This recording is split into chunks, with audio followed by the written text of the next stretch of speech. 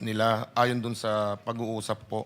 Ibig sabihin, overprice yung 2 hanggang 3 linggo na ibinenta sa aming fuel. I-refund nila yung 100 to 120% na itinaas dito kung inventaryo pa yung ibinebenta. Up the with the permission ni Senator Lawrence, since we're on this topic, kasali rin to sa mga list of questions. Also a slide, Alena, slide 108. And we've been looking at the behavior ng presyo ng MOPS at presyo natin sa domestic. At makikita natin sa gasolina, pag tumataas ang MOPS, kaagad taas ang gasolina. Walang lag. Pag tumaas, next slide, ang MOPS sa diesel, kaagad tataas ang presyo ng domestic sa diesel. Wala ring lag. And ito very technical to, but we ask our economists to look at it. Slide 110. Yung changes, talagang yung changes ng MOPS at changes ng local gasoline talagang mimics each other. Konti lang yung diferensya niya, but in terms of timing, halos parehong-pareho. Next, sa diesel, ganyan rin. Parehong-pareho rin yung timing. I don't buy the replacement cost argument. Dahil at the end of the spectrum, yung pinakadulo nito, yung mga drivers natin, hindi naman sila nagre-replacement cost eh. Hindi nga tumataas yung kanilang pasahe. Why do we allow, and I'm not accusing of any uncompetitive behavior, I'm not accusing of anyone of profiteering, I'm just saying, we allow the oil companies, the retailers, to price their oil on a replacement cost basis. Pero sa mga pinakadulo, hindi sila pwede magtaas ng pamasahe. Ipit sila. Yung nag-import saka yung dealers, pwede silang magtaas ng presyo pero yung nasa dulo hindi. So I don't buy that eh. And sa mga ganitong crisis, alam nito ng maraming traders, sa mga ganitong crisis, ang mga traders tiba-tiba yan. Sigurado ako. Kasi nga, ang binili nila mas mura, kakataas lang ng presyo sa abroad, taas na rin ang presyo dito. No? Yung argument mo kasi, Director Rino, assumes na wala silang kapital. Kung ano yung binili nila, yun rin ang gagamitin nilang pang-kapital. Hindi nangyayari yan sa negosyo.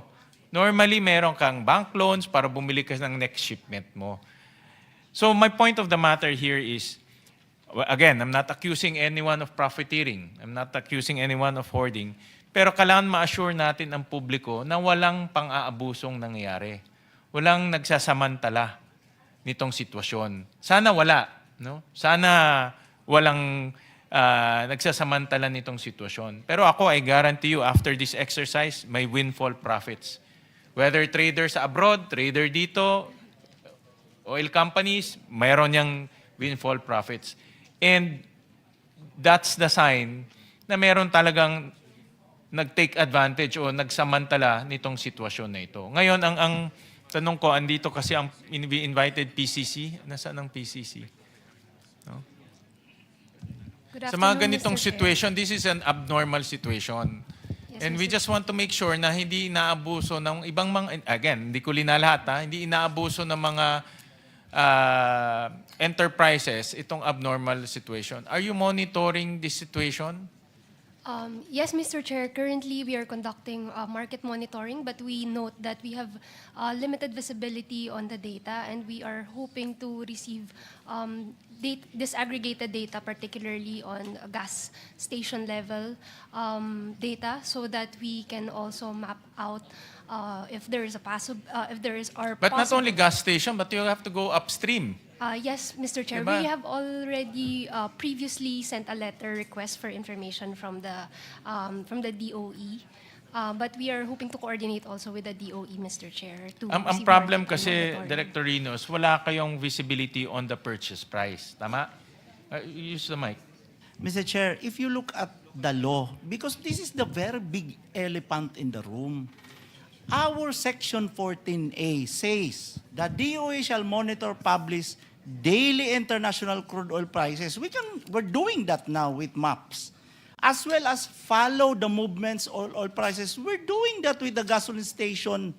Yeah. No, but so we're not only monitoring the prices, but monitoring abuses, possible abuses, and monitoring possible profiteering. we're doing that extra effort, Mr. Chair. That's why Yusek Quimpi has been saying that despite this limitation, Yeah, pero paano nyo malalaman kung hindi nyo alam purchase price? So- And you just take replacement cost as the so what we do, as the yeah, as the accounting computation. again, at the very limitations of the law, we are forced to do it on the ground. Kasi yun ang mayroon kaming follow the movements. Doon ang requirement na pwede kaming mag-monitor sa pump price. And we're doing that. Kasi ako, napanood ko yung interview ng, I think si Mr. Baluena, hindi mo naman kailangan maging ekonomista o kasing galing ni Mr. Sunny Africa.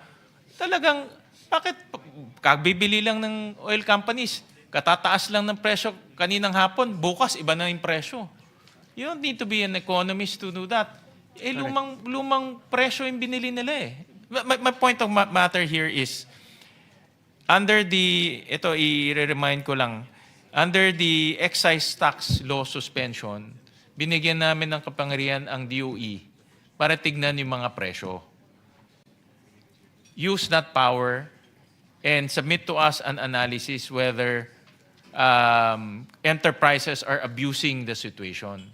Kasi base sa aking nakikitang pag-aanalisa, meron at meron talagang magte-take advantage ng situation. At itong mga ganitong crisis, dito talaga kumikita maraming mga traders. Once in a blue moon lang to nangyayari. No? Once in a lifetime lang pwede silang kumita ng tiba-tiba eh. Bakit hindi nagagawin? Pero kawawa naman tayo. No? That is my point. So again, I don't want to belabor the kasi alam ko rin yung sagot ninyo. But I'm telling you that we have now included at hindi na veto ng presidente, no?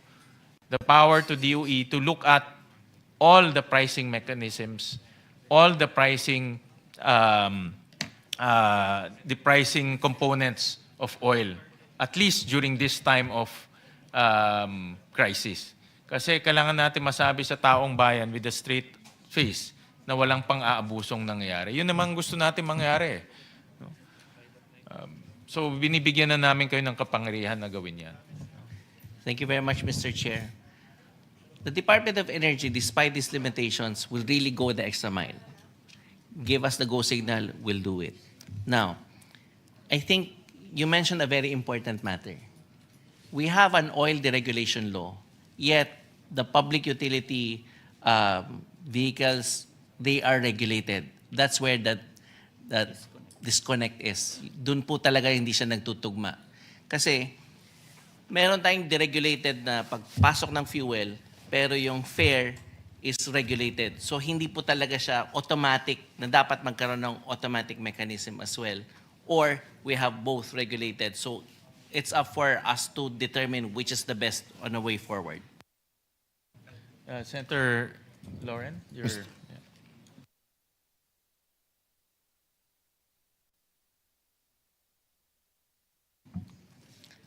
Mr. President, Mr. Chairman, I would like to ask the different agencies about the Executive Order 110. First, DOE and DepDev. The EO established the Uplift Committee. No? I noticed parang hindi kasama ang NSC or ang DND. Kasama ba? Hindi, sa Uplift Committee.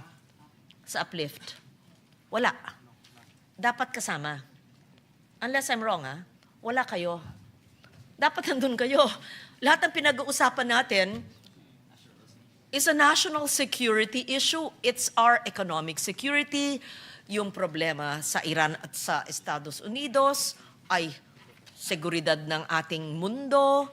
So it's a glaring omission for me not to include the DND. Of course, that's not for the DOE to answer. I just want to put that on the record, Mr. Chair. Pangalawa, pakisagot ng DND, ng DepDev at ng DOE. The EO establishes the uplift. At inamin nyo na wala pang meeting ang Crisis Committee sa Holy Week sa Tuesday. February 28 yung gera, isang buwan na mag-meeting next week. We see that the framework is not a visible, viable operating plan. It does not show the actual 7-day scenario, 30 days, 60 days, sequencing, targets. So in a fast-moving external shock, the issue is not just structure. Kasi palagi natin pinapakita in your first meeting, and even now, that's why we're expressing frustration, yung execution. Gaya nung sinabi ng chair, yung G2G, tas ang sagot nyo, okay, government, tas private sector, patingin ng plano, tas sabi nyo, sasubmit nyo pagkatapos. Ang gusto namin, maipakita natin sa taong bayan na ito yung problema at isang buwan na ito, ano ang 7-day scenario execution, 30 days, 60 days. Mr. Chair, may nakita na ba tayong ganun? Kaya naghuhulaan kami. So pakisagot po kung sino man representante dito ng DepDev at ng DOE. So patingin, sagutin po nyo yung visible operating plan ayon sa EO 110, ayon sa uplift. Pakisagot, hindi po motherhood. Then I'll go to the other points. DepDev and DOE, please. Thank you. Yep. Thank you, Mr. Chair. Or I can't see your name, sir. USEC mo kayo? Asik Ray Cancio po. ASEC. Yes, Yes, ma'am. thank you. So the EO was issued on Tuesday, I think, evening. Immediately yesterday, we reached out to the Office of the President, since the President is the chair of the committee, to organize, to set up the first meeting. As I mentioned, the idea is to convene the meeting, the committee this week or early next week. So we're just confirming with the OP when the President will be available to do that. We fully agree, Mr. Chair, with the points that were raised about the need for coherence in our strategy, to having a unified strategy, and that's the whole point of the EO and the committee. And this is what's going to be discussed by the committee, and we will be happy to report back to you once the committee has met, Madam Chair. Thank you for agreeing that there must be a 7-day scenario, but 7 days starting from when? It's been 30 days. 30 days and 60 days, taking into consideration not just the cost, but also the supply of fuel. Which brings me, thank you, ASEC, to the DOE. So nakikita po natin, itong EO, may otoridad na binibigay. So that's good. It's strong on the authority given on emergency, although Senator Bam Aquino, and I agree, has stated that it is not enough to have an energy emergency, but should be a national emergency. But up to now, it does not spell out where the replacement fuel will come from, in what volumes, what timeline, what price, if this 30-day-old disruption continues, and it will. Kaya DOE, pakisagot po, nasaan yan? Yun ang hinihiling namin po para ma-assuage yung pag-aatubili or anxiety ng taong bayan. Where? Thank you. So I just received a message from Undersecretary Sales. There are ongoing talks with the ministry level with the countries of Brunei, Japan, India, and South Korea. There were also contacts with Malaysia, Canada, Argentina, Colombia, and the United States, as well as private companies referred from the U.S. Embassy. Okay. Thank you for that, Yusek Fontabella. Tayo ang chair ng ASEAN. Narinig ko, meron tayong talks with Malaysia and Brunei. Okay. Tayo ang chair ng ASEAN. Anong estado na po? Ito ba'y naisip lang dahil may hearing ngayon si Chair Win, 223, nag-text yung Yusek nyo. Ganong katagal na po ang pag-uusap nito sa Brunei? Sabi po nyo, ministry level, very good. Sino pong departamento dito ang lead? Kayo ba ho? At parang ngayon lang nyo natuklasan ito, so ibig sabihin ba, makikipag-usap pa lang dahil may Protect Committee na kinonvene at may EO na pinirmahan 110 2 days ago? Or nagaganap na ba ito? So we want specific, hindi yung press release. Kasi nga ang nangyayari, parang ang response natin sa krisis ay PowerPoint, press release, press con. Ayaw namin pong ganyan lang ang aming maiharap sa mga tao. So more details please. At ano yung status at impact sa tao? Anong volume? Anong timeline? Thank you. Okay. If it's not available, we understand, then say so. Yes, ma'am. So, the director has the data, yung exact na mga how many days, and ano yung breakdown po. Siguro, yung ASEAN neighbors muna. Okay. Malaysia at Brunei. Sige, Paki. Tuloy mo na. Singapore. Taking into consideration that Abril na tayo next week, sabi nyo ang iba hanggang end of April lang, and supplies yung iba naman, sabi ng May, sabi ng DOE hanggang mid-May. So, April na tayo next week. No, ano ba ngayon? Yeah. Next week, correct. So, for all intents and purposes, 1.5 months na lang. 1.5 months, take into consideration the negotiations and the delivery, ha? And the delivery. Sabi mo na, 30 days na lang ang supply. Dapat, strictest conservative. End of the month tayo ngayon, at sinabi nyo, last week of April, sabi ng ibang private entities. Sige, 30 days na lang ang supply. Nabagit kayo ng 10 bansa. Ito ba'y naisip lang ngayon kasi merong pinatawag si Senator Gatchalian na hearing? Or nag-uusap na kayo ng ilang araw, linggo, dahil isang buwan na yung krisis na yan? Pakisabi po. Thank you. So, with your permission. Okay, on March 16, we had an ASEAN energy coordination on the level of the senior official for energy. So yung mga counterparts ko po, we met virtually to look into, number one, the ASEAN key developments in addressing together the risks from the Middle East situation on regional energy security. This was the basis of this is also the report from the ASEAN Secretariat that the Ministers of Foreign Affairs had a statement on togetherness in addressing the matter. Then later, also in the same meeting, the ASEAN Center for Energy, or ACE, and ASEAN Council for Petroleum and Energy, or ASCOP, were directed to conduct the daily monitoring on their level, ASEAN Center for Energy, to conduct daily monitoring of oil, fuel, and LNG markets. Also, we have agreed that member states will coordinate through designated focal points to ensure real-time data sharing and faster decision-making. Siguro po, i-focus nyo sa sinabi nyong Malaysia at Brunei. Anong status ng pag-uusap po ng ministerial level sa dalawang bansang yun sa ASEAN?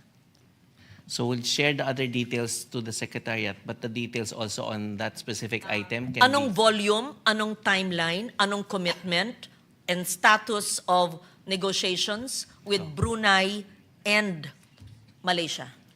Aside from, I heard Japan, and you said Canada as well, pero yung ASEAN neighbors muna. Thank you. Before you answer, let me acknowledge the presence of Senator Kiko Pangilinan. So for the details, ma'am, Mr. Chair, Senior Brad, and Senator Legarda, Director Rina Abad. Mr. Chair, in the week around March 16, the whole week of March 16 at that period, the Secretary scheduled meetings with the embassies. This is for the purpose of assisting the private sector procurement. So at that time, we have tabulated those contracts that are pending for deliveries. So on the second week, we've observed very few contracts that ended up with issues. And the reasons are, for example, in Singapore, congestion in load port. So for China, for example, Chinese suppliers were caught with the Strait of Hormuz. So understandably, these Middle East issues will not... Gaya ng sinabi ng chair, sorry sir, gaya ng sinabi ng chair kanina, alam na natin yung problema, Strait of Yeah. Hormuz. Yeah. Simple po yung tanong ko, sa lahat ng 10 countries na inyong binanggit, focus tayo sa 2 ASEAN countries, ministerial level, sabi nyo may talk, sabi nyo March 16, ano na ang status ng talks, negotiations, ano ang committed volume, ano ang timeline. Okay. Simple lang po. Clarific- Remember, sinabi ng head ng agency nyo, run dry. Meron ng posibilidad that we will run dry. So, 30 days to go ha, run dry. O, sa 10 bansa, anong status ng talks? Okay. Thank you. So clarification, ma'am, no? So we use the ASEAN framework to have this coordination on our own. Now, the specifics, yung minention ko po, that was what Yusek Sales and his team with PNOC and PNOC-EC are doing. So the approach is may embassy level and then merong referred sa private sector from the embassy level. So these are beginning talks, exploratory, no commitments yet on the volume and timeline. Meron na po? Mr. Chair, Oo. in the- Kasi embassy, pag embassy, sino yung ambassador, yung consul general, yung DTI desk representative, or wala naman DOE DOE representative sa mga embahada? Mr. O Chair, ano po? because we have to understand the situation after... Yes, we understand the situation. After Do not lecture us in Yeah. understanding the situation. We know the problems. Yes. I'm illustrating how did the Department of Energy reacted. After February 2028, the week after, immediately on Monday, we conducted series of meetings with embassies to know the status of the supply, because the rumors in the reports that China, for example, Singapore, and I think Thailand has issued a statement that they will pause the exports. So what the Secretary did was to set a meeting with these embassies. Oh. Just With these embassies, Mr. Chair. So what we did is, right after the meetings of the Secretary, we tabulated all the submissions of the oil companies of the pending contracts with these suppliers. Almost all of them, like from China, Japan, South Korea, Brunei, Thailand, and we endorse it as directed with the DFA is to course through the Department of Foreign Affairs. And these were also endorsed to the... Director, with all due respect, I was telling si Senator Lauren, ganitong crisis, dapat minister to minister na yan eh. Hindi na kayo dadaan pa sa embassy dito, DFA sa kanila. By the time maabot tayo, wala na, tapos na yung 60 days. Kung ako sa inyo, minister to minister na yan. In fact, head of state to head of state na dapat at this time eh. Minister, the letter If we was... go through the protocols, alam ko gagawin, kakausapin DFA, kakausapin yung DFA nila, di ba? DFA nyo, Yes, but... Tama si Chair. Emergency ngayon, krisis. At saka yung embassy, ang dami nilang inaasikaso rin, mga bumabalik, repatriate ng mga Pilipino. Ang daming concerns at limitado din ang tao nila. Tama siya. Minister to minister. Hindi dadaan sa yung protocol in normal times. Kaya hindi ko po sinasabi, hindi pa namin sinasabing mali po kayo. Salamat po. Pero maliban dyan, dapat department to department. Ay, naku. There's Hindi nyo kasalanan kasi yun yung level na ginawa nyo. We appreciate that. But sir, I support the chair in his statement. These are not normal times. 30 days. Galing sa inyo yung statement. We will run dry soon. Oh. Through DFA? Ang dami nilang ginagawa. Mga konsulado at embahada. Paano ba naman Mr. Chair, Mr. Chair, PNOC has updates on the details on where they are as far as Brunei and Malaysia is Ayan, concerned. sige. May konting good news sana ang PNOC attorney. Actually, the first shipment of PNOC EC amounting to 142,000 barrels arrived last night. And there are another 2 batches of 300,000 barrels each that is being negotiated firmly already. Our negotiation with Brunei, unfortunately, Mr. Chair, is we were referred to the private companies that operating their oil fields, Mr. Chair. And as far as Malaysia is concerned, they already not inclined to export to the Philippines, Mr. Chair. Yung sabi nyong dumating o parating, ilan po yun? 140,000 barrels. Pero, 140,000 barrels. Diesel, yes. Kailan po yon? According to last night. Last night. Thank you for that. Naka-input na po yan sa ating 30 days na reserve eh. Ang tinatanong ko po, ano yung negotiations natin pagkatapos ng 30 at 45 days? Kasi ganyan ang ating planning, kumbaga wargaming. Di ba, sabi nga nyo, may possibility na mag-run dry. At alam natin yung ating inventaryo ng supply ngayon hanggang 30 days. Sagutin po nyo ako, yung sinabi nyo dumating kagabi, nakasama na yan sa inventaryo na gagamitin ng industriya ng 30 days. Hindi nga, hindi solusyon. Parang hindi tayo nakakaintindihan dito eh. Kasi ang tinatanong ko po, yung ating negotiation at firm contracts at commitments ng timeline at volume para po after the 30 o hanggang 40 days, dahil sabi nyo 1.5 months na lang, ano po, kung wala, di wala, para alam natin how to brace ourselves. Huwag nyo sasabihin yung meron na, nasa 30 days. Baka hindi kasi maliwanag yung pagtanong ko. Madam, Oo. Mr. Chairperson, just a quick clarification. Ang consumption natin, daily consumption of fuel is how many barrels? Is it in barrels or is it in, what is the breakdown? For gasoline, Mr. Chair, it's around 23.3 million liters per day. For diesel, it's around 32.5 million liters per day. Yes, so you're saying what we have is up to 30 days of all of that.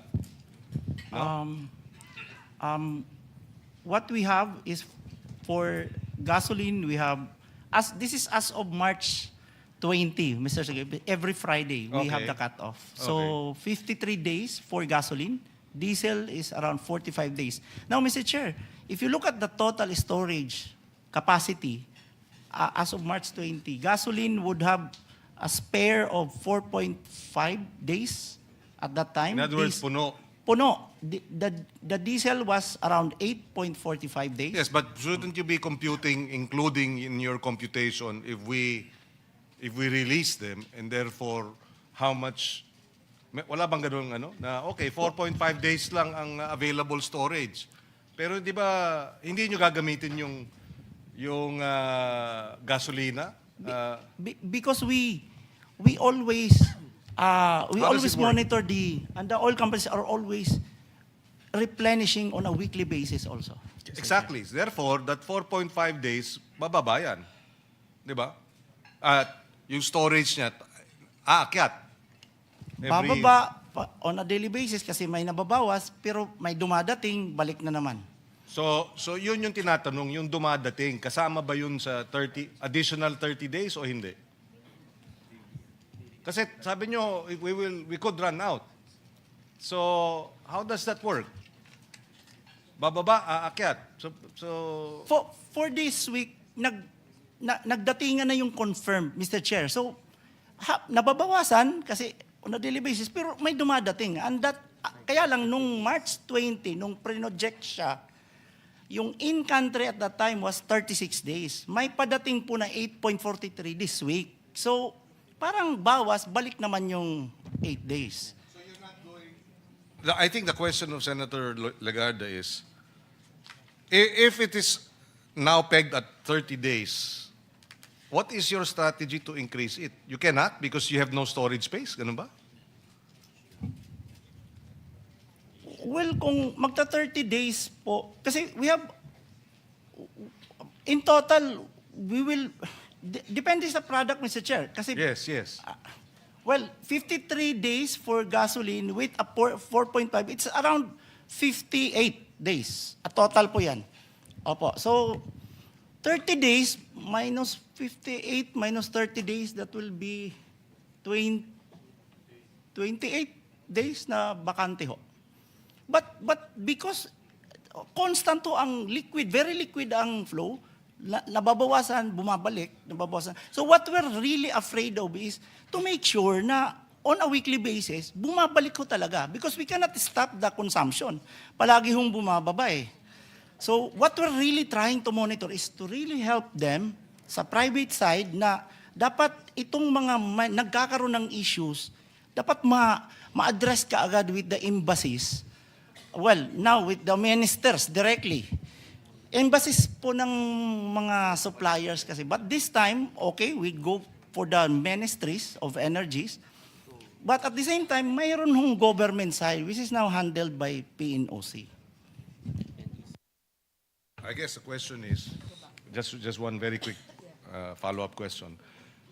So, are you going to make this recommendation, minister to minister, or head of state to head of state? Should not, di ba? Oo nga. What's, yes, no, maybe? Definitely. Okay. Well, maybe you should ask your secretary, but she's not here, no? Are we going? Is the DOE going to recommend that? I mean, you have to show, the public that we're on top of the situation and we're doing as, up to the government to government, head of state calls to be able to secure our oil and energy requirements.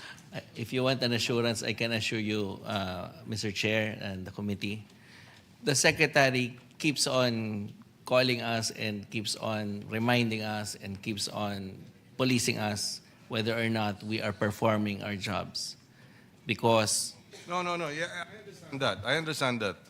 My point is, it was raised by Senator Wynn that shouldn't this already be a head of state to head of state negotiations or calls? Because your explanation earlier is that it is still in the embassy level and it'll take. So we want to know, are you going to recommend to your secretary that to talk to the president and urge the president to do a head of state calls and negotiations to secure our energy requirements, our oil import requirements? That of course, you're not in the position to say so, but as you're not the head of the agency, but can you at least assure this committee that you will take this up with the secretary and come back to us with an answer? Yes. Okay. Thank you, Senator Pangilinan, for probing that issue further. And just for the record, there are 14,269 gas stations, and the declared closed stations as of March 25, according to the PNP, are 415. So 415 na ang nagsara. Kung totoo ito, out of this 3% nagsara. Anyway, I go back to my analysis of the EO, and we go to the issue of affordability. So we all know that it's not a matter only about the physical fuel availability, but it's also whether the Filipinos can still afford the fuel, the food, etc. And in my view, the EO addresses conservation, okay, good, anti-hoarding, but it does not itself create a direct consumer price relief mechanism. So, who are the agencies who can answer this? Again, DOE, ERC, DTI, pwede nyong sagutin dahil hindi maliwanag sa EO kung paano i-address yung krisis ng presyo, pero ina-address lang sa aking interpretation kung ito ay available, ano ang inyong mekanismo para ang presyo ay makap ninyo ang profits, whether it's fuel or electricity or food prices, etc. Who can answer? ERC, DOE, DTI? Thank you. Good morning po, Mr. Chair, Your Honors. For the ERC po, yesterday we had our commission meeting and the commission decided to issue an advisory to temporarily require all distribution utilities to inform ERC if there's a significant increase in terms of the power supply agreements already approved by the Commission and not to immediately implement any of those increases, as the ERC will assess first whether or not it can be implemented on an installment basis and subject to our verification. So the advisory will be set to be issued probably until tomorrow po. We're just finalizing on the period of submission of the reports because there's a timeline for the billing statement from the generation companies and the billing statement to the customers. Were you here in the first hearing? And I mentioned this in the first hearing, that VAT, pinapataw ang VAT sa mga hindi dapat patawan ng VAT. Lumapit sa akin ang ERC chair pagkatapos, sang-ayon siya. Dahil ang BIR daw sa 2 puntos, hindi na kinokolekta noong 2024. At sang-ayon siya, kailangan isa batas para, maski tapos na ng termino natin, hindi na gagawin. Pero 2 lang yun. Paano yung iba? Kamukha systems loss. Pinapatawan yata ng VAT yun eh. Diba? So, umakto na ba ang ERC mula nung pumatok yung krisis? Actually, maski walang putok ng krisis dahil it's wrongfully collected. Hindi ba? Oo, tong batang abogada, mag-agree ka naman siguro. Di ba? Hindi naman, so may mga elements ng kuryente na hindi dapat vatable, na kinokolekta natin nila. I mean, all these years na binabayad ng consumers, na na-realize ng BIR only 2024, ayon sa ERCing pag-urge sa BIR. So, institutionalize natin yan at lawakan kung ano pang itemization sa kuryente na hindi naman dapat i-VAT. Okay, Attorney Buela. Thank you. Yes po, we agree po, Your Honors. Yun pong sa VAT, yung huling coordination kasi namin with the BIR is yun nga po yung issuance nila for the Revenue Memorandum Circular na issued in 2024, which had already excluded yung sa universal charge. Pero ang hindi po nila na-cover doon is yung sa senior subsidy as well as yung sa lifeline rate as discussed po during the Tuesday hearing. Sandali. Na yung lifeline hindi dapat vinavat? Yes po, Your Honor. Okay, very good. Do you agree na yung senior discount hindi dapat vinavat? Yes po, Your Honor. Thank you po. Do you agree na yung systems loss dapat hindi vinavat? We agree po kasi pampababa po siya ng rate, Oo, Your Honor. exactly. Eh yung capex expenditure of the ECs? Yun po, Anyway, pag-aralan nyo yon. Nag-agree ka na sa akin sa 3, di okay na rin yon. Maski papano ay, maski na sa'yo mo ilang sentimo, di ba? Makaka-apekto yan. So, kung immediately, wag nyo sasabihin sa akin, kailangan ng batas. Hindi kailangan ng batas dyan. So, mag-memo lang kayo sa BIR, tapos ensure, nandito pa ang DOF. Sundin nila. Ginagawa na nila noong 2024 eh. Di gawin hanggang ngayon, i-expand lang sa pag-aaral nyo. You don't have to agree with me ha. Maaaring mali ako. Yung nag-agree lang kayo na yung tamang wag patawan, yun. Tapos, i-report nyo sa committee, ano na ang hindi papatawan ng VAT ng BIR at i-compute nyo, just a estimate, magkano mababawas maski ba ilang sentimo. Sa kabuuan, ay makakatulong pa rin yun. i-submit po, Your Honor. Sige, hindi. I interrupted. May sasabihin ka, Iha. We will submit po. We will coordinate and communicate po with BIR for the 3 items po. For the senior citizen and lifeline aid as well as the systems loss po. Thank you for that. Okay, we go now to funding. Based on EO 110, is DBM here? Yes. Okay. Walang DBM. Walang DBM. Okay, next hearing, DBM. Sa holding room. Okay, next. DTI, nandito. So, based on the EO, maganda, private sector participation is encouraged, pero parang kulang ng pag-compel. It urges private sector cooperation on logistics, fair pricing, workforce support. But if the crisis worsens, again, gusto natin makita, siguro sa pagpatupad ng interagency committee o crisis committee, when the crisis worsens, which we hope will not, but it's lengthening, so paano yung voluntary cooperation? Parang malambot?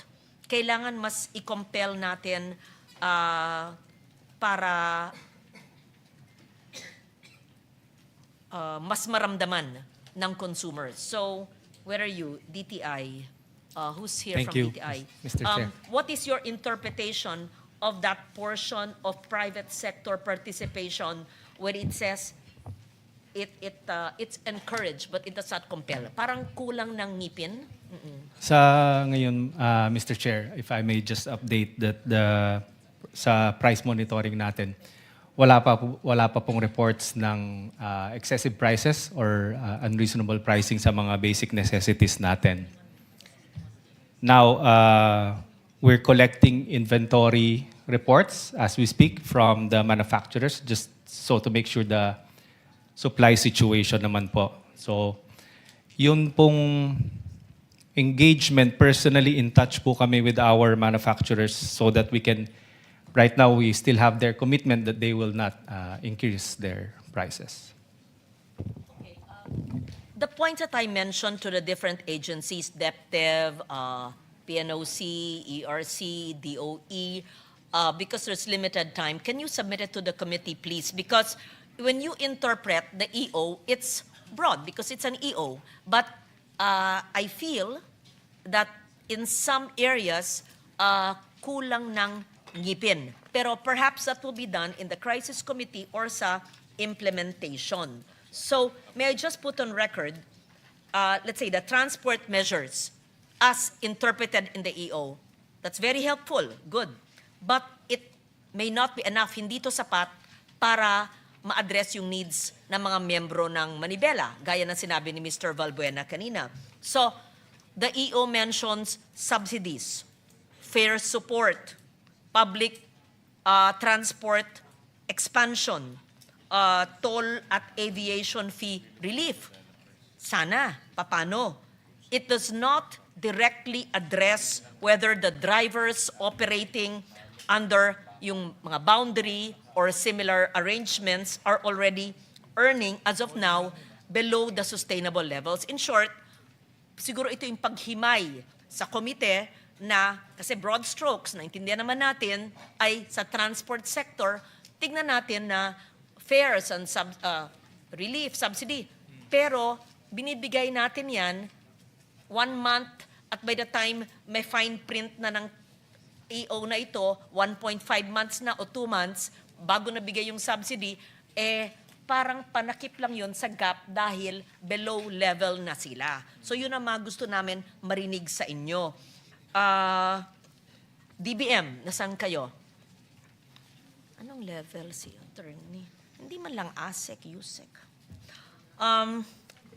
Funding is very, very broad. The EO says implementation will be funded from existing appropriations. Okay, existing appropriations. We're on the 3rd month. Saan ang sources? May nakita kong listahan namin sa LBRMO, over 200 billion. Nandyan sa lista yung pagkukuha na ng budget, pero may pera na ba? So, saan manggagaling?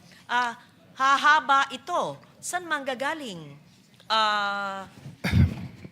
So if you're not ready to answer that now, because I just asked, san sa fuel buffers, san manggagaling, ano, in short, san manggagaling sa GAA 2025 continuing at sa GAA 2026 ang pagbigay natin sa transport, subsidy, blah, blah, blah, all of that. Good afternoon, Madam. Yes. We have provided the list of possible funding sources to the Office of... Kano total? As you are correct, Madam, we have from both 2025 continuing APRO and the 2026 appropriation, we have identified a total of 230 billion, 179,424,000 pesos. This includes continuing of, 2025 and 2026. and this is funded. Yes, Your Honor. The 200 billion, wala na kayong ibang makukunan na low-hanging fruit na pwedeng magtipid? Kaya pa yun? Ang dami pang gastusin na hindi naman kailangan. Oo. Ha? Ano? Yeah. So, ito yung listahan na nakita ko sa first session, di ba? Oo. Yes, Marami ma'am. pa. Last Tuesday, ma'am. Yes. So, sinabi na rin yung on record yun. Maybe for our third hearing, if I may, Mr. Chair, request the DBM to look into other important but not urgent na pwedeng go deeper para sa subsidy for our drivers and yes, Mr. Valbuena. Sa DSWD po ulit, thank you po Mr. Chair. Makakatanggap pa po ba ulit kami ng yung mga hindi po nakakuha?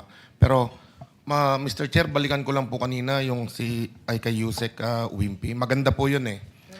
Doon sa oil deregulation law, yung mga malalaking negosyante ng langis, walang ceiling o sky's the limit yung pagtaas ng produktong petrolyo.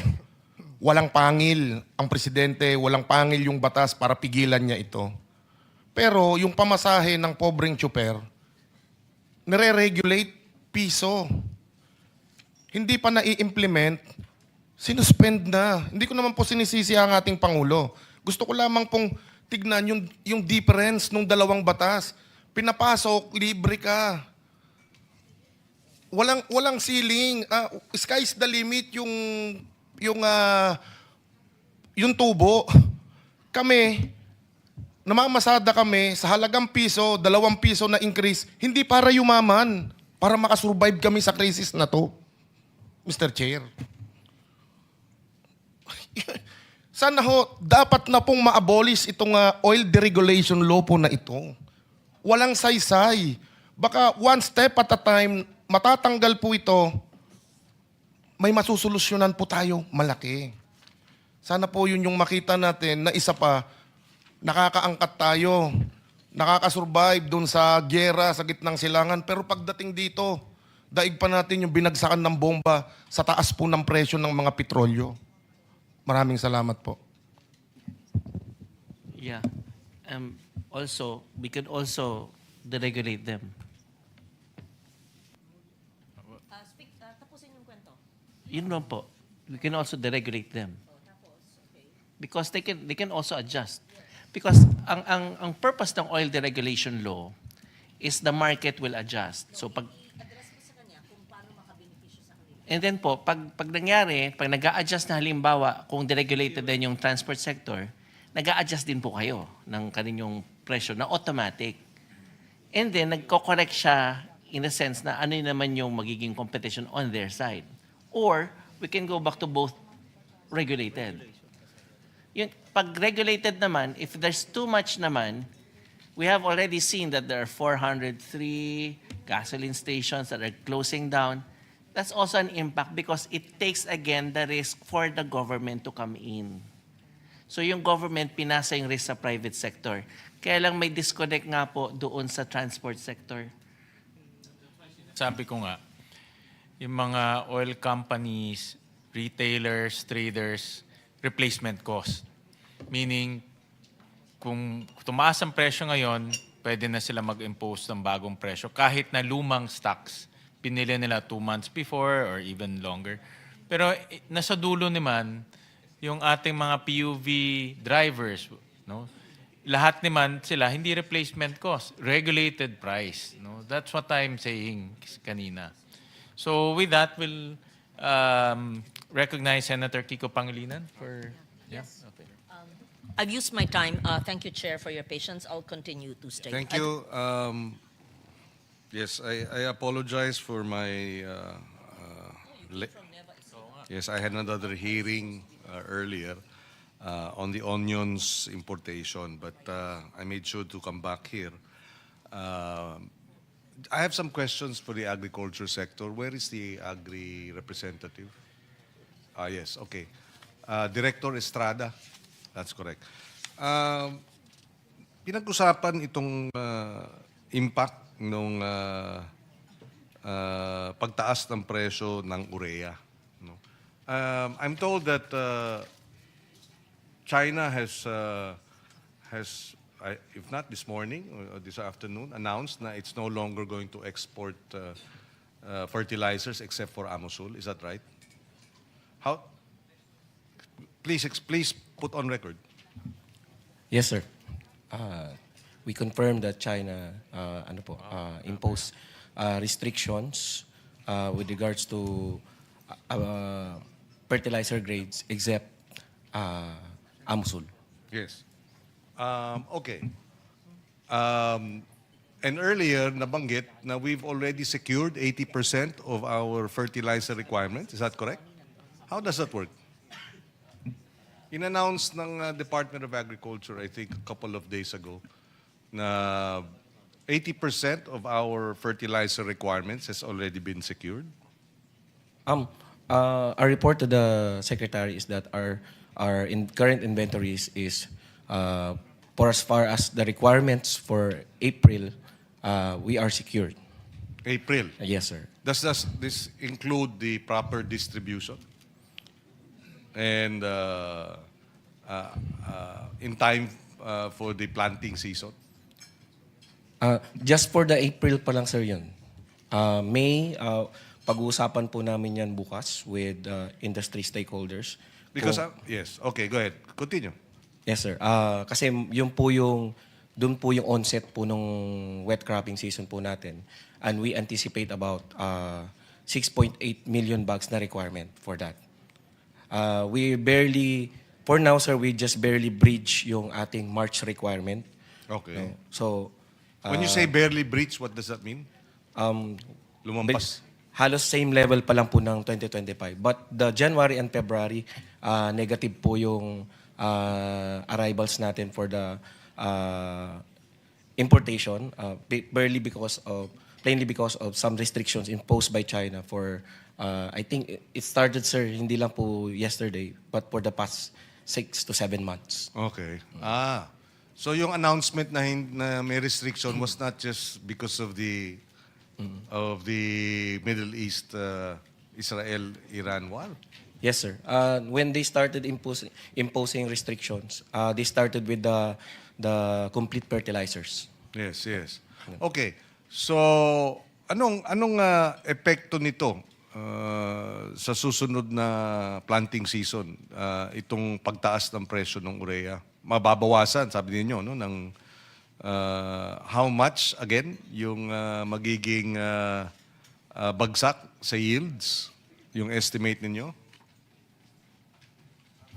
On our end po, sir, we don't compute for sa Fertilizer and Pesticide Authority po, no. We don't compute directly muna po yung sa about the yields, but relative to the cost of production, may more or less parang piso po. 4,000 to 5,000 pesos ang increase nila given the current pricing na paggalaw po na pwedeng i-incur po ng farmers, additional cost nila on top of what they are previously applying. Okay. So you're with the Pesticide Authority. Yung DA proper, wala rito? Because I want to find out, based dun sa presentation nila, ang tatanggapin ng selected farmers is about, based on the assistance, is about 2,000 pesos plus, covering about 2,300 pesos per farmer, no? For rice, corn, and sugar farmers. So it's limited. And for fisheries, only 400,000. Obviously, hindi siya sapat. Anong gagawin anong plano ng DA para ma-address yung ibang farmers? Ang total na kung nakikinig sila, no? Ang total na 4 million ba? Of the 10 million farmers. So what happens to the 6 million? And what do they recommend? Because we're also looking at the option of creating a supplemental budget. Of course, this has not been finalized, but assuming may ganong klase intervention, we'd like to know ano ang magiging recommendation ng DA to be able to address. Una-una yung 2,000 per farmer. Di ba? Hindi naman sapat yun. 2,325.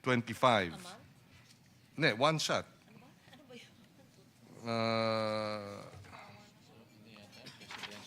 Yeah, for the 10 billion presidential assistance for farmers and fisher folk. So yun yung pinaka-source na nabanggit nila. And then they have about 75 plus 50 million. 115 million for fisheries.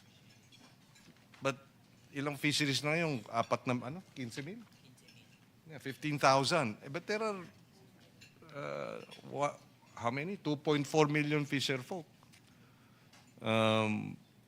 But we'd like to get the sense of the DA, how are we going to intervene, if any, given, ang mahal na sa fisheries lang, about 80% of the fisheries cost of production is fuel. So, every other day na nga lang daw lumalabas. Ang sinushoulder ng fishery sector is 500 per labas, dagdag. So, clearly, itong 2,000, pang 3 araw lang, o 4 na araw lang, tapos wala na.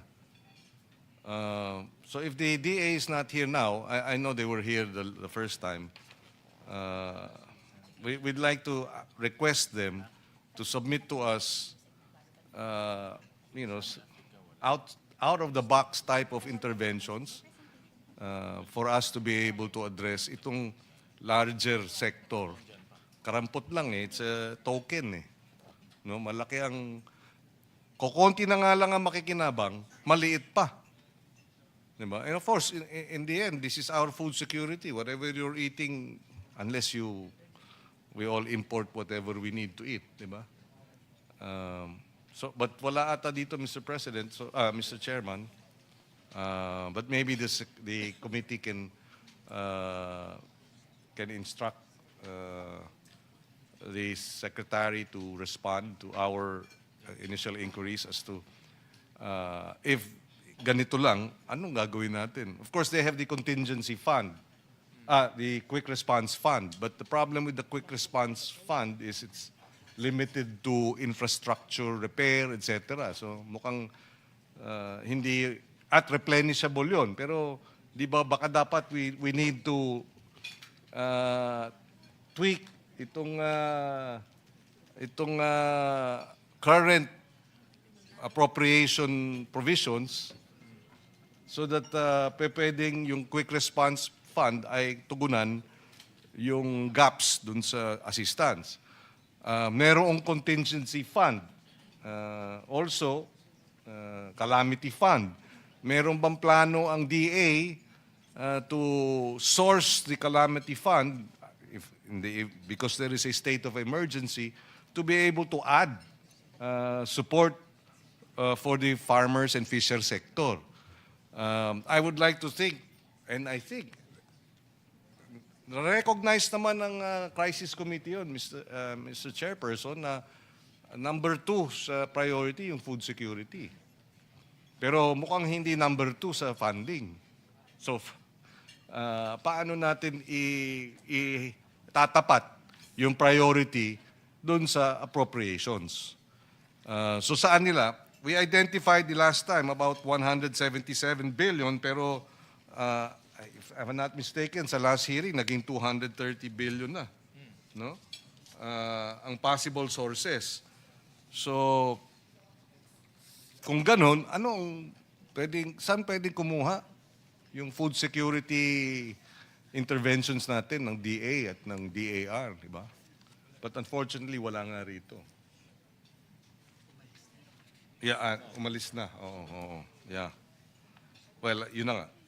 Baka sa next hearing, I will raise this, no? Kasi clearly kulang, di ba? As it is, and given more than 100% increase na yung fuel, kulang yung ating intervention. And kung kinakailangan ng we end up having a supplemental budget, we'd like to know how we will address itong kakulangan sa support and assistance sa farmers and fisherfolk. Mr. Chairman.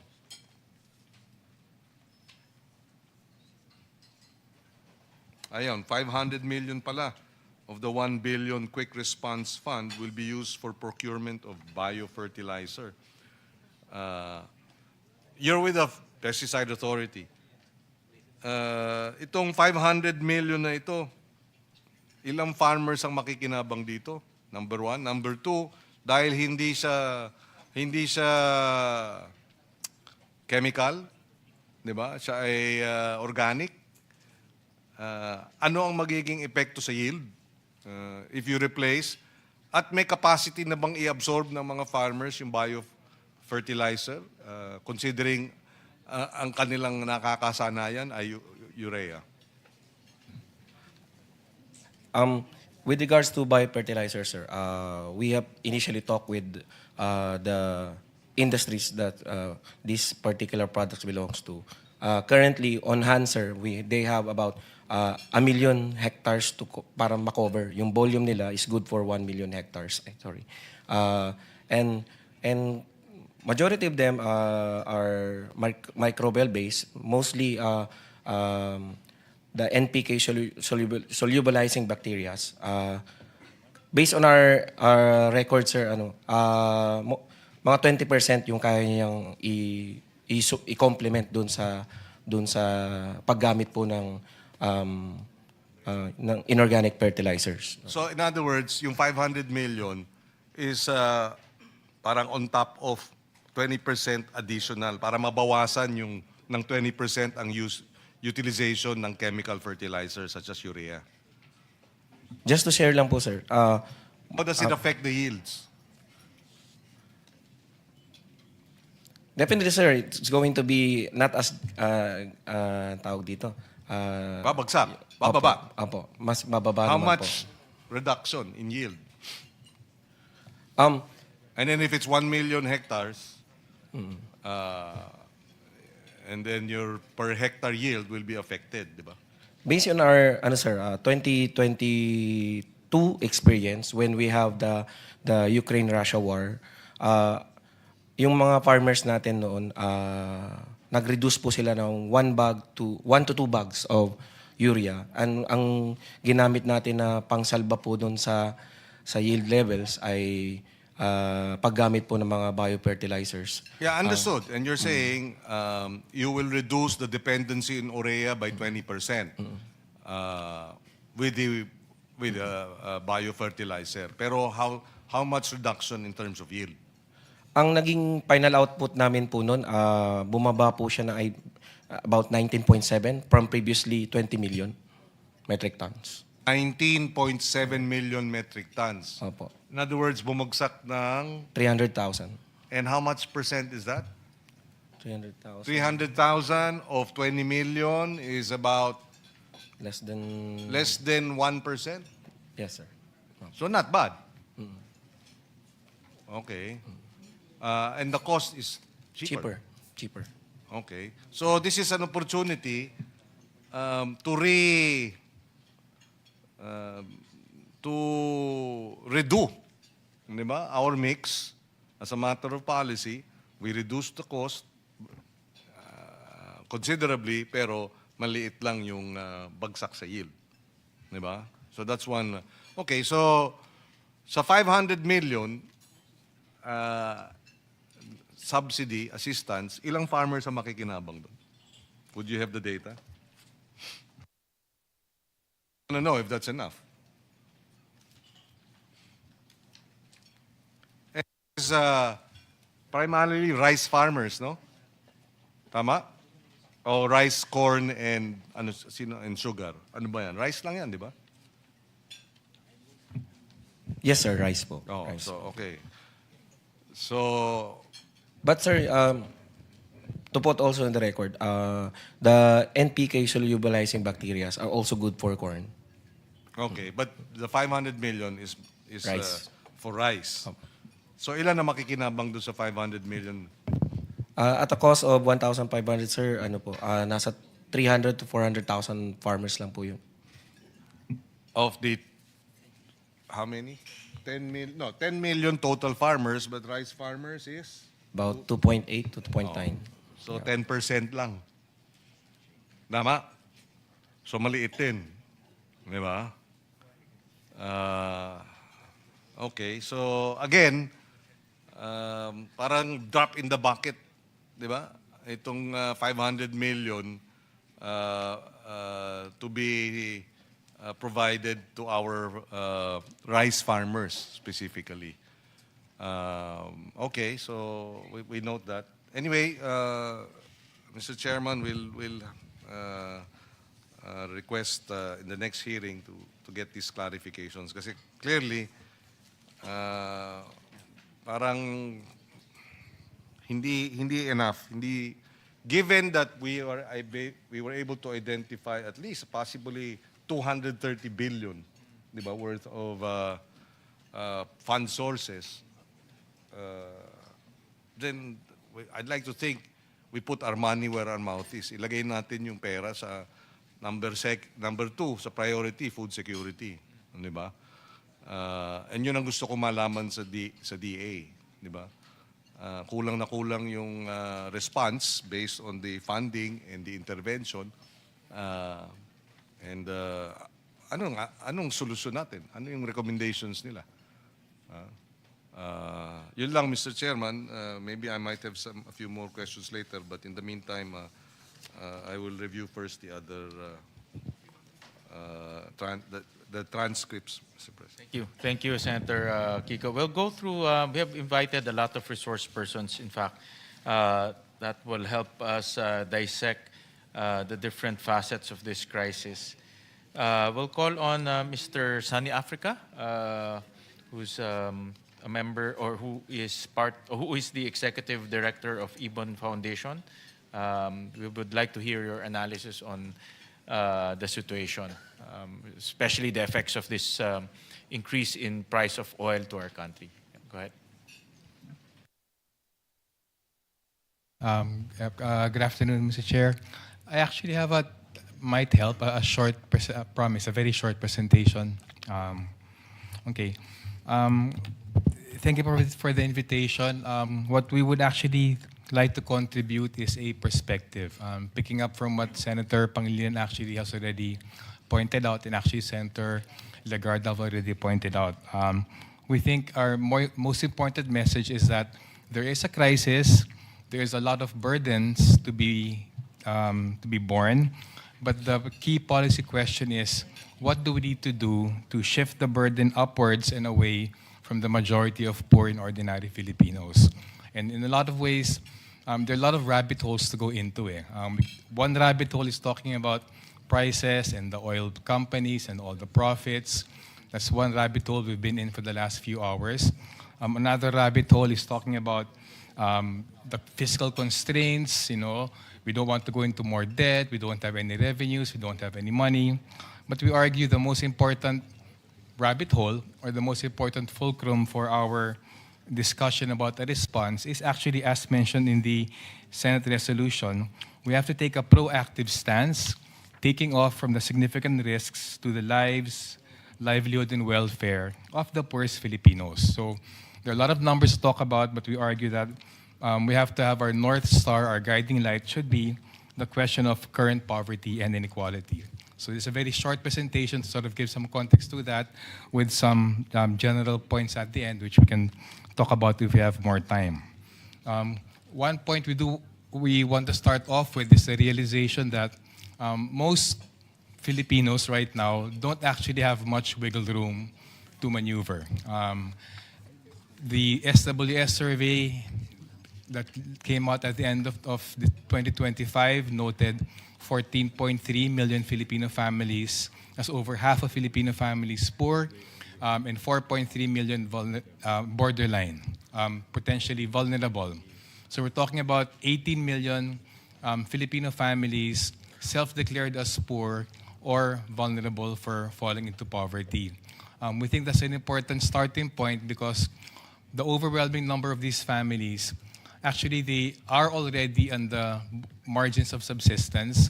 And if you look at, again, just some numbers there, nearly 2/3 of their spending is actually in basic necessities, especially food, but also utilities and transport that are very fuel sensitive. So I think that's an important starting point. We're talking about 18 million Filipino families already in distress who will be pushed into greater distress because of the oil price shocks. So it's one general point we want to make. They don't have any wiggle room. They're already pushed as it is. So any impact, no matter how small, no matter, in any relief, no matter how small, will be a big help to them. Next slide, please. Again, I apologize for the numbers, but the basic idea here is that we generated a picture of income and wealth classes in the Philippines, completely differently from the completely different method from the SWS, but finding some commonality. So we took that as an encouraging sign that our figures are correct. The bottom line is that we want to stress that any sort of measure we take right now to respond to the crisis doesn't just have to recognize that the poorest half of the population is already self-assessing as poor, and another 4 million almost borderline. We also have to consider that the very richest are actually quite rich and they're actually quite wealthy. The top 2% there, you'll notice they have wealth in the tens of millions of pesos. They have income levels in the hundreds of thousands of pesos monthly. And we think that's an important point to bear in mind because we will be running around in circles if we don't realize that there are resources to be had. At the same time, the burden of adjustment shouldn't be put on the majority. So I've shared that slide, but I think the basic message is there. Most Filipinos are poor, and even among the middle class, there's actually a big chunk of the middle class who are lower middle class who are also vulnerable. Other extreme, you do have a fair slice of the population, maybe at most 10%, but definitely a very wealthy 2%.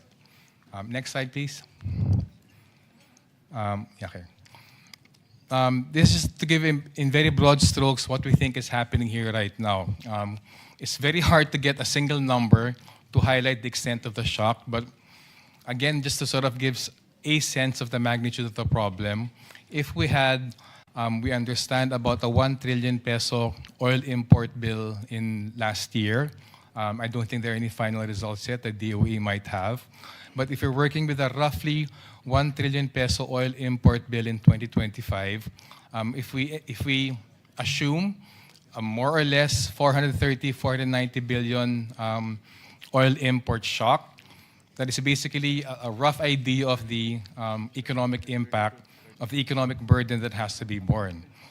We want to sort of simplify it that way because, of course, this is abstracting from any sort of disruptions, further pass-through effects, exploitation, abuses. But just to give a sense of the problem, we're talking about roughly 500 billion pesos because of simply increasing the cost of production. That burden has to be borne by someone. And we argue beyond the details, that is the first of all, the most important policy question: who will bear the burden of adjusting? Who will bear this roughly 500 billion, half a trillion pesos in additional costs? And if you break it down, it's actually quite straightforward. The main channel of transmission of the oil price shock is the oil firms. oil pricing as set by the oil firms. So that already points to one intervention, as the senator was talking about earlier, a bit more transparency, not just in the purchase cost, but refining, blending. There was some talk already about that early this morning. Freight storage costs, wholesale, retail margins, and the like. Clearly, more transparency on that would be quite useful, which also highlights, I think, a limitation with the current framework. If the current emergency, weird creature, energy emergency, if that committee doesn't actually have, it has a DOE, but if it doesn't have the PCC, for instance, and if the DOE is apparently unwilling to push the boundaries of using emergency powers to be more compelling, greater transparency, that actually shuts out and makes whatever quote-unquote market-determined prices as a given. And we do disagree with that because market-determined prices is also a code word for preserving profits as defined by the market player. And in the spirit of spreading the burden, we should not take that as a given, that the profits are given, the market price to support those profits is a given, therefore we can't touch that. So I think there's a big problem there, but that points to one area of intervention already. Two other points of intervention just on the oil price side. Of course, the first line of attack has been the transport groups. So of course, an automatic support mechanism there should be for the government to take up a lot of the slack to moderate the production costs. But that cuts across all the other producers mentioned, whether it's the fisherfolk or farmers, or as mentioned by the PCCI earlier, even the delivery groups.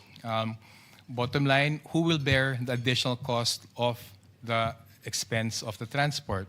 If it's borne by the producer, it will be borne badly by the transport groups, or if it's borne by a service provider or a manufacturer, it will be passed on to the consumer, and that would be a problem there. So second mechanism for support obviously has to be some kind of fuel subsidies to lower the cost of mobility and transport. Third general area of intervention, of course, there will be inflation, and I think the estimates of DepDev, it's very surprising for us that the DepDev had a very coherent presentation here in the Senate, but it didn't seem to inform the emergency declaration. The DepDev estimated in a best case scenario a more than doubling of inflation in March 2026. In the worst case scenario, an incredible tripling, even quadrupling of inflation the next couple of months. It doesn't seem right to not operate on the assumption that the worst case scenario will happen, because if that is the operating assumption, it means the difficult steps to be taken, setting up mechanisms, setting up processes, talking to people, mobilizing funds, that can be put off just for when the inflation hits. That has to be prepared for right now.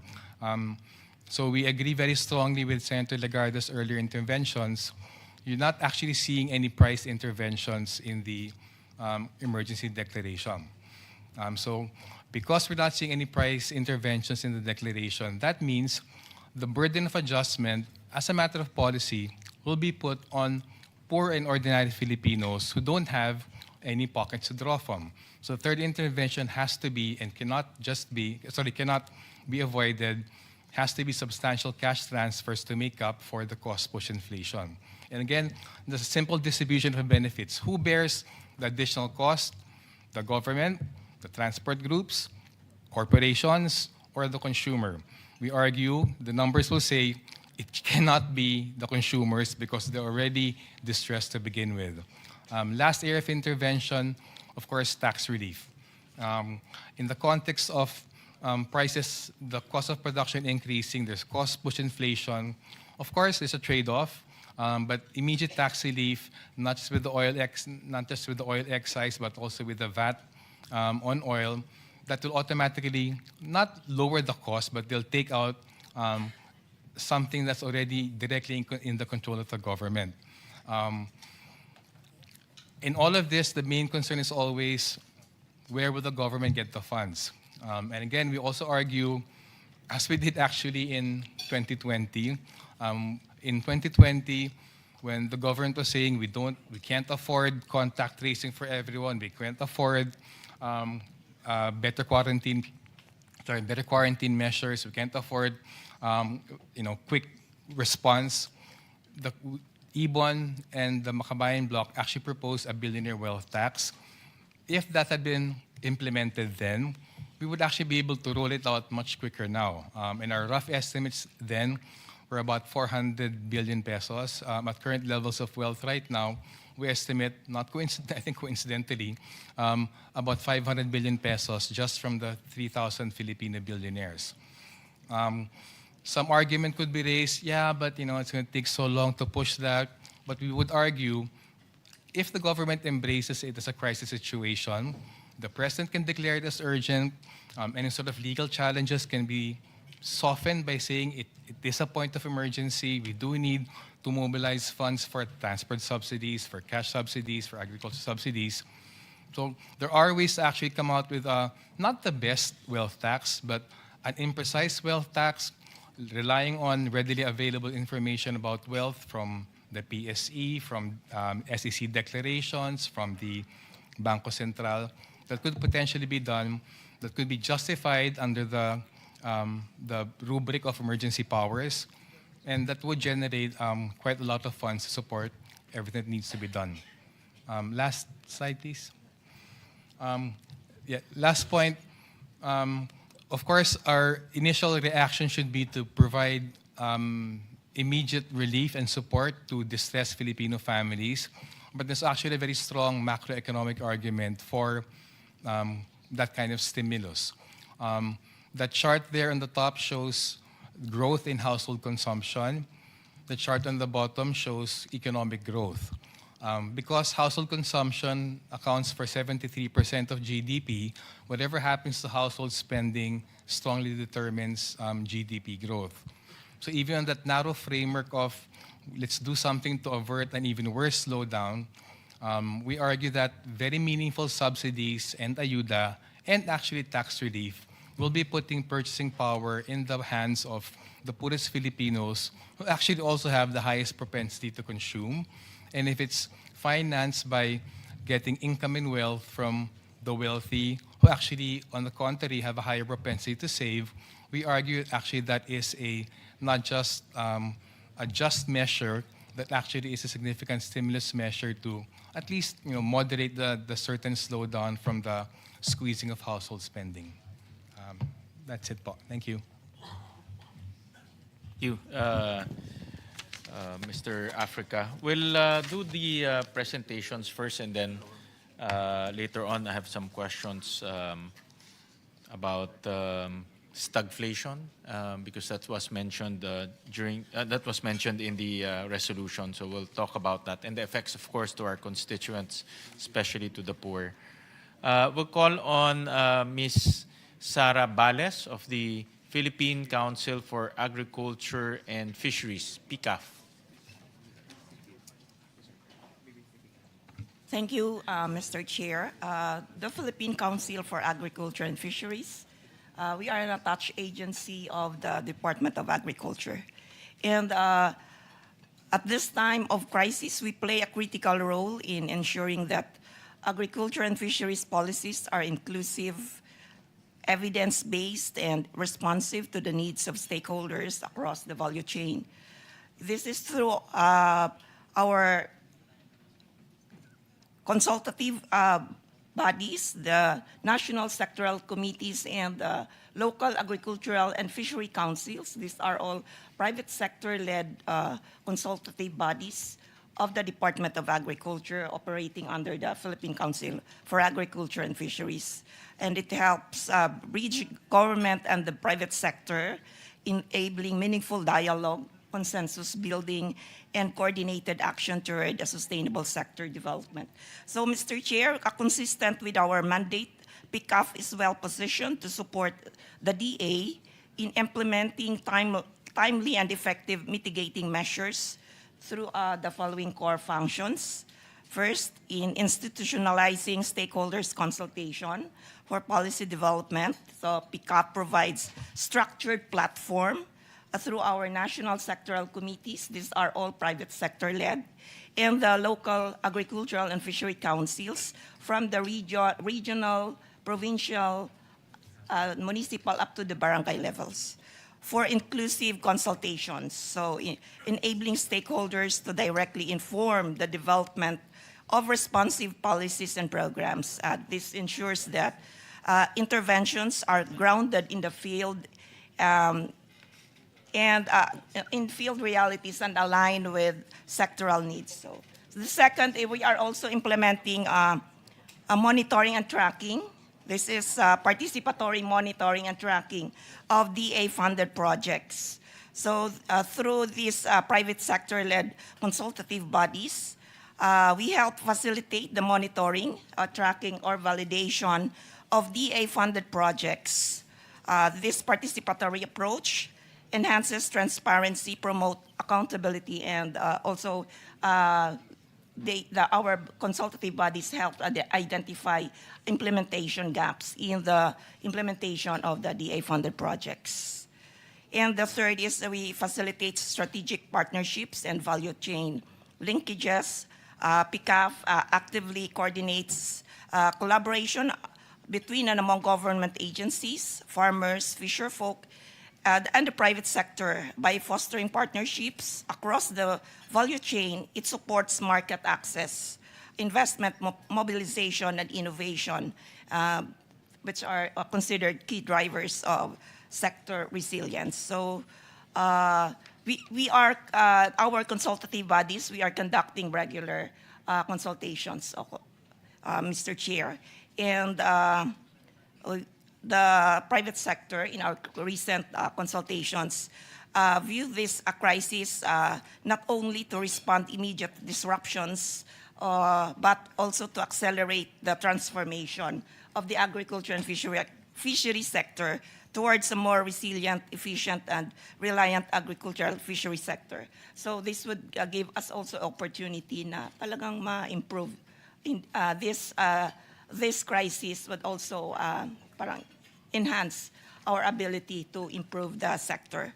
So in this regard, PICAF stands ready to work with the Senate, the DA, and all other concerned agencies in crafting and implementing a forward-looking integrated national contingency plan that safeguards food security, stabilizes livelihoods, and strengthens the country's adapted capacity on the face of global uncertainties. So we closely coordinate with the Department of Agriculture. We align all our efforts to improve the implementation of the DA policies, plans, and programs. Thank you, Mr. Chair. Thank you. Next will be Ms. Estelle Ople Osorio of the Blas Ople Policy Center and Training Institute. Of course, our priority will be the welfare of our OFWs, especially those who are in the conflict areas. Na marami tayong mga kababayan na apektado dito sa conflict na ito at continuously to be affected as we speak. Dahil nakita ko this morning sa balita, marami pang mga tinatamaan na facilities and even civilian areas ng mga missiles and drones. No? So we want to hear a briefing from your center and also suggestions on how to help our OFWs. Salamat po, Mr. Chair. Based on DMW 2025 data, there are over 1.1 million land-based OFWs in the Middle East. But if you include the dependents, it will be closer to 2.4 million. And the DMW, according to news reports, they're monitoring a total of 7,313 affected also Filipino seafarers within that area. That does not include, of course, their families that they support in the Philippines and their effect as well on our economy, because 18% of global remittances come from OFWs in the Middle East, equivalent to around 6.48 billion in global remittances. From our experience in the Opla Center in crises like these, usually it results in some of the following, especially if the crisis were to escalate further. Job displacements, delayed or unpaid wages, limited mobility and access to assistance, especially if kalat-kalat po sila and if mag-escalate nga po yung hostilities in that area. Increased vulnerability to exploitation and repatriation and reintegration concerns. The reintegration is also a very big issue. The parallel example to this is in COVID. During COVID, there were an estimated 400,000 OFWs that were displaced and needed to return home. The good news is that the current secretary of the DMW was the one who was in charge of the COVID efforts. But I think there are very big differences then between the two crises, which I'll discuss. So what are the points from the Opla Center that we think have to be brought up and maybe suggestions as well for our government? The first is clear communication of plans, similar to what Senator Legarda was saying a while ago, like she was saying something about 7 days, 30 days. In my case, in our case, for example, the President has mentioned the possibility of grounding of planes. And we know that there is an existing conflict ongoing. There are already some buildings that are being hit. A lot of OFWs are reporting being scared of staying in the area. Ang kwento po nila is mahulog lang yung takip ng kaldero, kinakabahan na sila na bomba yung nahulog. They are already in a distressed mental state, but they're also scared to come home because they don't know what's the plan. When they come home, ang tinitimbang po nila is takot sila doon, pero takot din sila magutom dito. And so a lot of them make the choice to stay in the conflict area. So